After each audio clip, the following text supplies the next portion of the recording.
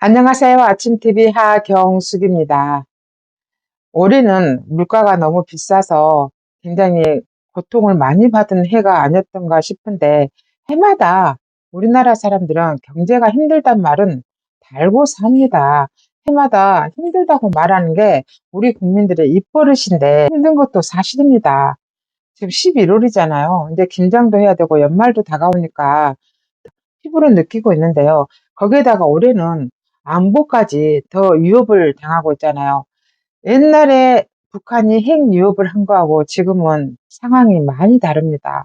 왜냐하면 북한이 러시아에 용병까지 파견한 상태에서 신기술을 받았네, 돈을 받았네, 이런 말까지 들어오고 있고, 북한이 더 이상 이제 도망갈 그게 없어요. 빠져나갈 구멍이 없기 때문에 이제는 전쟁밖에 남지 않았나, 그런 생각까지 드는 것도 사실입니다. 근데 여기에 민노총이 이렇게 경제가 힘들고 온 국민들이 죽겠다고 하고 하는데, 민노총이 허구한 날 시위를 계속해야 됩니다. 이 민노총의 시위는 다들 아시잖아요. 민주당과 연결이 되어 있는데 이재명의 사법 리스크하고도 관계가 되어 있습니다. 그들은 다 끈끈한 것으로 다 연결이 되어 있잖아요. 그러면 민노총이 왜 이렇게 하는지 한번 말씀해 드리고자 합니다. 전태일 하면 노동계에서는 그를 우상으로 만들어서 열사라고 부릅니다.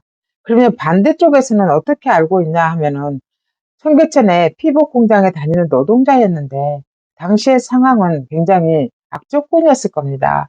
그거를 항의하기 위해서 전태일이 분신 자살을 했다고 알고 있잖아요. 근데 대부분의 반대인 사람들은 전태일이는 자살하려고까지는 하지 않았다, 분신 자살하지 않고 겁만 주려고 했는데 누군가가 불을 붙여버렸다, 그래서 본의 아니게 그가 분신 자살을 하게 됐다, 이렇게까지 알고 있습니다. 사실이 어떻든 간에 전태일은 죽었고 노동계에서 그는 우상화가 되어 있습니다.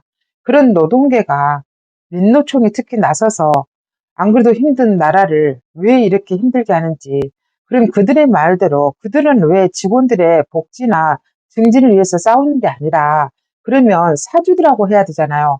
왜 거리로 나와서 정부를 상대로 전 난리를 치면서 윤석열 퇴진을 외칩니까? 지금 상황에 윤석열 퇴진이 되면 어떻게 되는 겁니까? 북한이 허구한 날 핵으로 위협하고 있고 경제는 안 좋고 있는데, 이 모든 안 좋은 상황이 윤석열 탓입니까?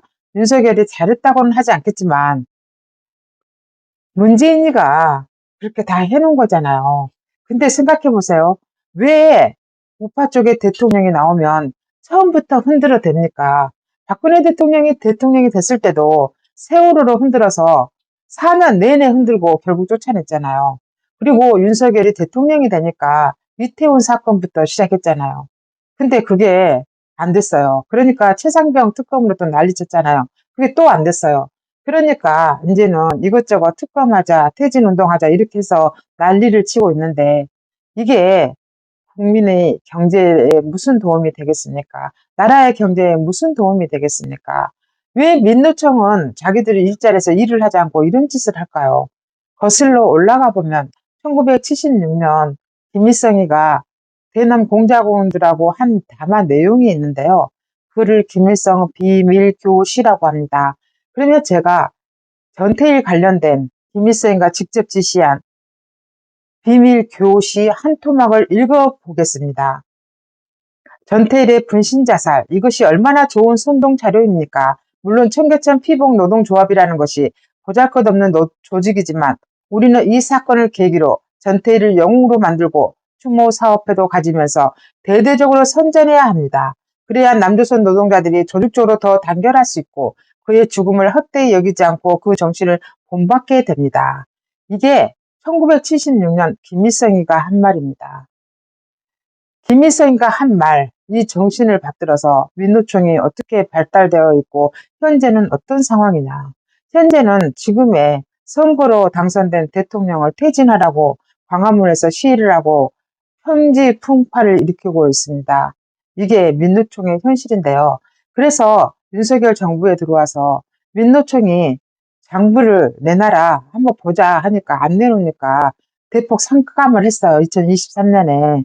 뭐 40 몇 억을 주다가 8억 3천으로 착감을 했는데 2024년부터는 정부 보조금을 아예 안 주겠다고 해서 안 나겠다고 저는 알고 있거든요. 그럼에도 불구하고 민노총은 왜 저렇게 발광을 하고 그 많은 돈은 어디서 났을까요?